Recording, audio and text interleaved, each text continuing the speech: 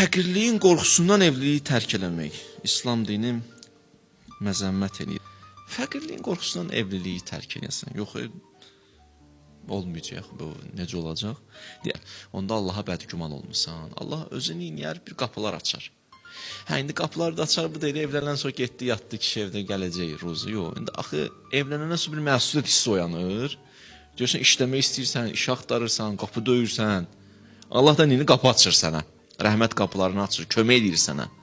Ya məsələn, evlənməmişdən qabaq pul elə sağa sola necə gəldi xərcləyirdin, amma da evlənəndən sonra neynirsən? Pulun qədrini bilirsən, qardaş, yox, bunu evə nə salmalıyam, onu almalıyam. Bir alim belə izah verirdi. Ayətullah Qulpayqani belə izah verirdi. Ürvənin şərhində olmalı, yadında qalan. Ürvə kitabı tələbələr ki, oxuyub bilirlər. Onun şərhində deyirdi ki, yəni, insan da pulunu məsuliyyət daşıyır da elə ora xərcləyim, bura xərcləyim. Allah da neynir? Məsuliyyət daşıyır, bir bərəkət də verir puluna. Bərəkət də verir, ailədə nə olur? O bərəkətli pulla dolanar. Bəzi insanlar fəqirliyin qorxusundan neyniyər? Ailə qurmaz.